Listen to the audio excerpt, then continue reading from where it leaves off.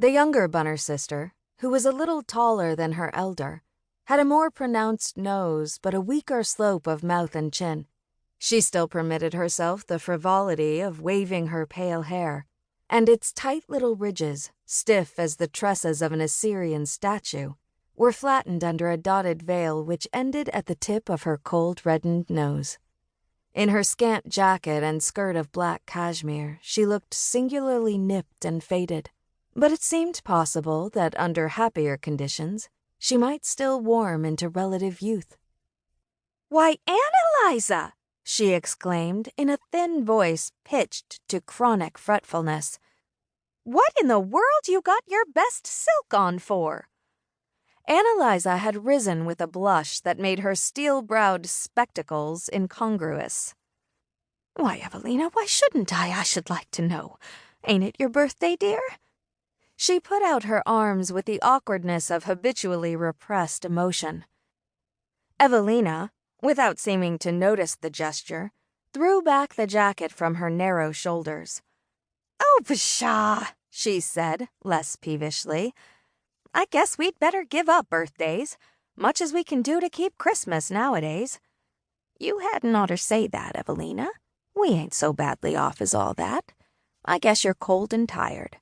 Set down while I take the kettle off. It's right on the boil." She pushed Evelina toward the table, keeping a sideward eye on her sister's listless movements, while her own hands were busy with the kettle. A moment later came the exclamation for which she waited.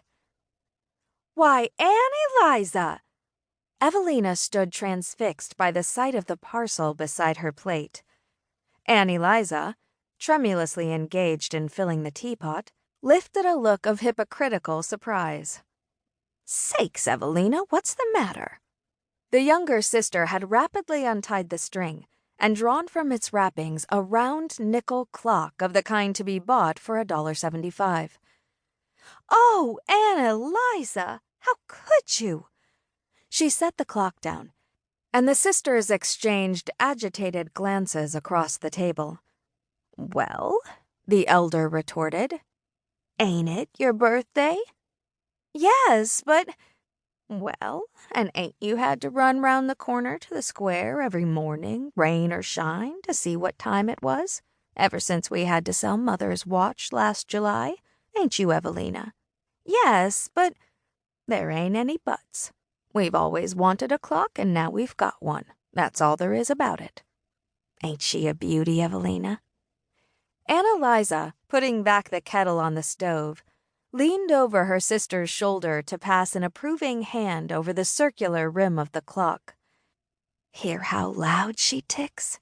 I was afraid you'd hear her soon as you come in." "No, I wasn't thinking," murmured Evelina. "Well, ain't you glad now?" Ann Eliza gently reproached her.